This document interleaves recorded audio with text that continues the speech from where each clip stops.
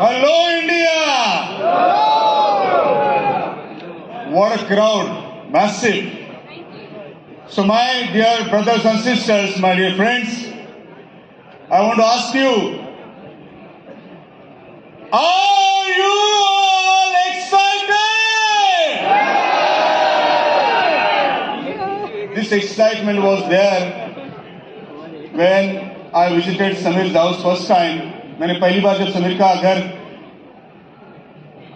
इस पानी के लिए नहीं विजिट किया था, एक्सीडेंटली मेरे नसीब में पानी था, 2 गिलास पानी। आपने सबने बहुत जगह स्टोरी सुनी होगी, कितने लोगों ने स्टोरी सुनी है? रिपीट नहीं करूंगा, डरना नहीं। मुझे बार बार एक लीजेंड की एक बात आ जाती है। उन्होंने कहा था कि आपके जिंदगी का हर एक पल एक्सीडेंट हो सकता है। कुछ दिनों के बाद, कुछ पीरियड के बाद आपको समझ में आता है कि वो एक्सीडेंट अच्छा था या बुरा था। समीर के घर जाना मेरा एक एक्सीडेंट था, वो 2 गिलास पानी एक एक्सीडेंट था, वो चार्जर लगाना एक्सीडेंट था, चल के जाना, पैर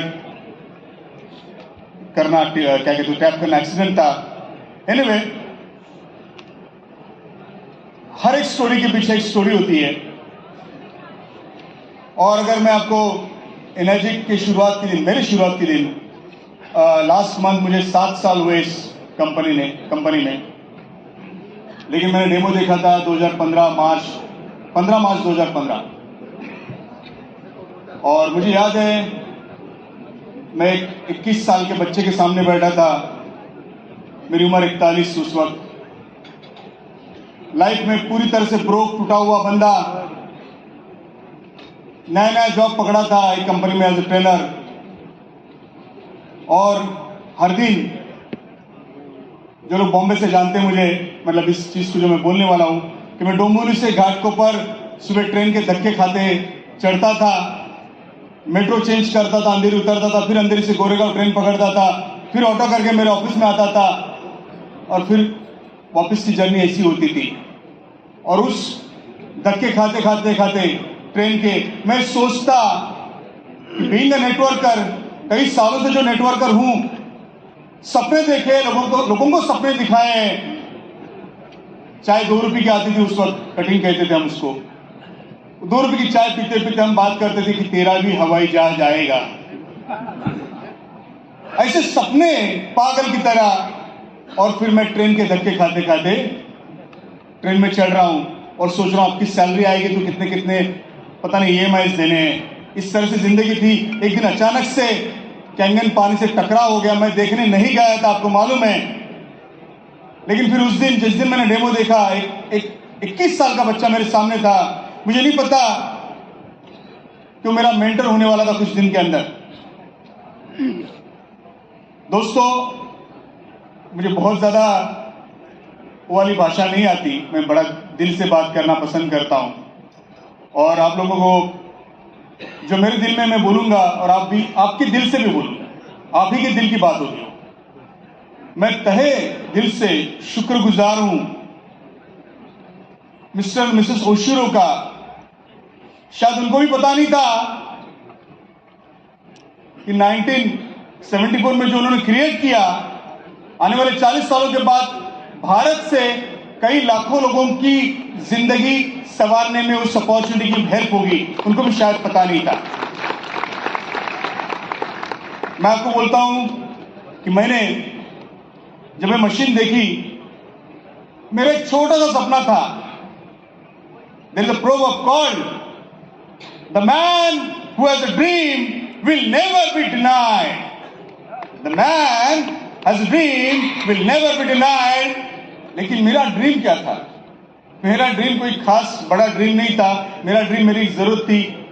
जो कई साल पहले मैंने एक घर लिया था और उसको कर्जे में डूब के बेचा था। मैं फिर से बॉम्बे में मेरा एक घर चाहता था, और अचानक से एक मशीन, एक अपॉर्चुनिटी मेरे सामने आई। और आई तब आई जब मेरी बीवी दूसरी बार प्रेग्नेंट थी। 6-7 साल के गैप के बाद मेरे पास मशीन के लिए क्या, किसी चीज के लिए पैसे नहीं थे। और माफ करना मेरे दोस्तों, मैं सोच रहा था कि क्या करे, मतलब मेरे से मुंह से बात नहीं बोली जा रही है, लेकिन मैं सोच रहा था एक बच्चा काफी है। दूसरे बच्चों को पाल नहीं सकते, और मेरा बीवी का झगड़ा होता था। हालत बहुत खराब थी, और ऐसे में मैंने वो अपॉर्चुनिटी देखी।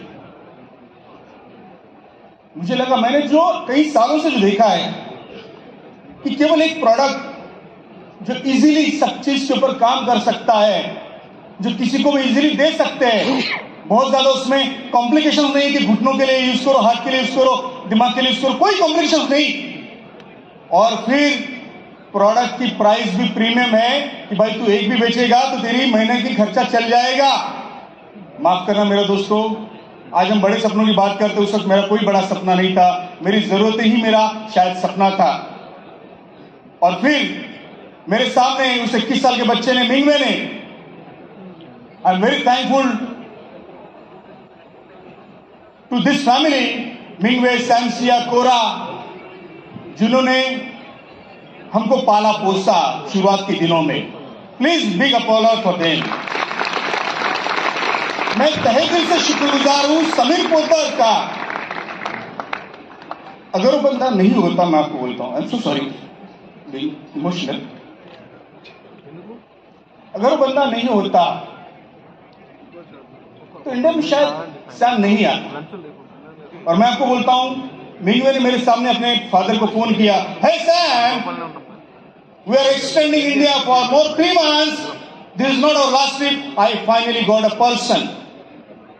और मुझे मालूम पड़ा कि इन्होंने इंडिया छोड़ने का नक्की किया था, क्योंकि इंडिया में कुछ हो नहीं रहा था। और मुझे देख के इस 21 साल के बच्चे को थोड़ा सा कॉन्फिडेंस आया कि भाई ये आदमी जो थका हारा दिखता है, लेकिन इसको नॉलेज है, या जो भी कुछ उसने देखा मेरे सामने, उसको मेरे को कॉन्फिडेंस आया। और 3 महीना उन्होंने इंडिया एक्सटेंड करने की कर डाला, उन्होंने डिसीजन कर डाला।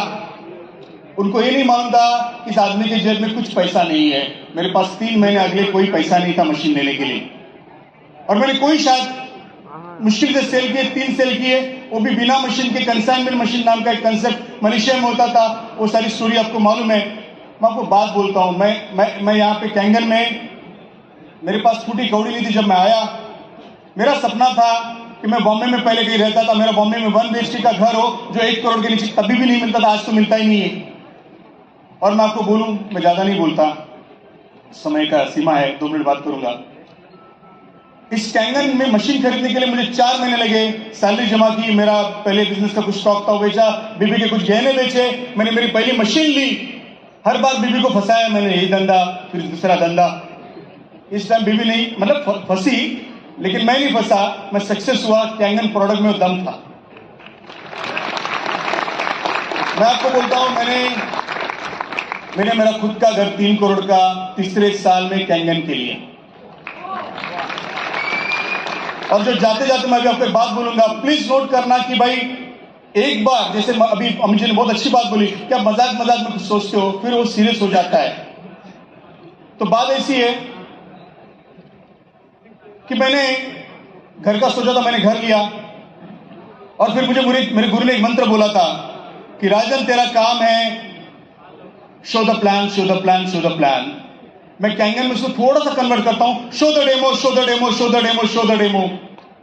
पता नहीं कौन हाँ बोले कौन ना बोले, तेरा काम है कर्म किए जा, कर्म किए जा, कर्म किए जा, और लॉ ऑफ एवरेज हमेशा काम करेगा।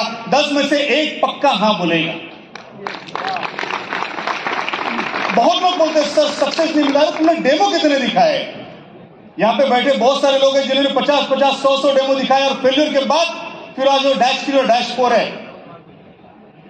सो माय डियर फ्रेंड्स, वो एक बंदा आज आपके सामने खड़ा है जिसके जेब में फूटी कौड़ी थी, छोटे से घर का सपना था। और फिर मैं आपको बोलूं, आज मैं 3 नाम आपके सामने लेता हूं, शायद आप जानते होंगे। अगर जानते होंगे तो जोर से हाँ बोलना। यस माय डियर फ्रेंड्स,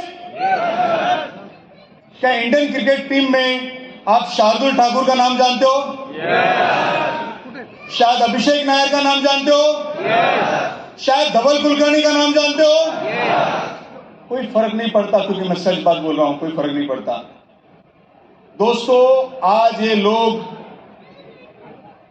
जिस कॉम्प्लेक्स में पवी के हीरानंदानी लेक के सामने 8 करोड़ के फ्लैट में रहते हैं, उनसे महंगा फ्लैट उनके ऊपर मैंने खरीदा। दोस्तों, वो बंदा बोला जिसके पास कूड़ी कौड़ी थी 7 साल पहले क्या मशीन खरीदने के लिए, और जिसने 8 करोड़ का घर खरीद लिया। वो मेरी जरूरत थी, मेरा सपना था, बड़ा घर वगैरह व्हाटएवर। मैं आपको जाते जाते एक बात बोलता हूं, छोटी स्टोरी बोलता हूं। दोस्तों, पहले टेस्ट मैच में आदमी वही सेंचुरी बनाता था, पता है कौन सेंचुरी बनाता था? जो अपने विकेट नहीं खोता था। करेक्ट है? अपनी सेंचुरी क्या है? 6 करेक्ट है? दोस्तों, बहुत पहले अफ्रीका में बारिश नहीं होती थी तो लोग ड्रम बजाते थे और मंत्र बोलते थे, और फिर कुछ गांव के मुखिया जब मंत्र बोलते, बारिश डमरू बजाते, ड्रम बजाते तो बारिश होती। लेकिन कुछ गांव के मुखिया ड्रम बजाते तब भी बारिश नहीं होती, और फिर उनको सवाल आता कि बंदा जो ड्रम बजाता है, मंत्र बोलता है, इसके पास कोई खास अलग से मंत्र है क्या कि इसकी बारिश तो होती ही है और हमारी बारिश क्यों नहीं होती? फिर उसके पास जाते और उसको बोलते हैं कि भाई तेरे पास अलग से कौन सा मंत्र है, तेरे पास अलग से कौन सा ड्रम है, हमसे भी तो शेयर कर नॉलेज। वो कहता, भाई मेरे दोस्तों, आपके भी पूर्वज वही थे, मेरे भी वही है, जो मंत्र आपके पास है, जो ड्रम आपके पास है, वही ड्रम वही मंत्र मेरे पास है, मैं कोई अलग नहीं बजाता। उनको यकीन नहीं होता कि आदमी को झूठ बोल रहा है। फिर 5 साल में एक दिन आता है जिसमें आप झूठ बोलेंगे तो आप नर्क में जाएंगे। तो 5 साल में सारे गांव के मुखिया इकट्ठा हो जाते हैं और उस मुखिया को पकड़ते हैं, कहते तू आज सच बोलेगा, सच नहीं बोलेगा तो नर्क में जाएगा। आज बता तेरे पास ऐसा कौन सा ड्रम है, कौन सा मंत्र है कि तू बजाता तो तेरी बारिश होती है और हमारी नहीं होती। उस मुखिया ने बड़े शांत से उनको उत्तर दिया, जवाब दिया जो आपको सुनने लायक है। वो कहता है, दोस्तों, तब भी मैं सच बोलता था, आज भी बोलता हूं कि मेरे पास भी वही ड्रम है, मेरे पास भी वही मंत्र है जो आपके पास है, लेकिन मैं तब तक ड्रम बजाता हूं, तब तक मंत्र बोलता हूं जब तक बारिश नहीं होती। बहुत लोग 2, 4, 5 डेमो छोड़ के बोलता है मेरी तो लिस्ट खत्म हुई, मेरा ये खत्म हुआ।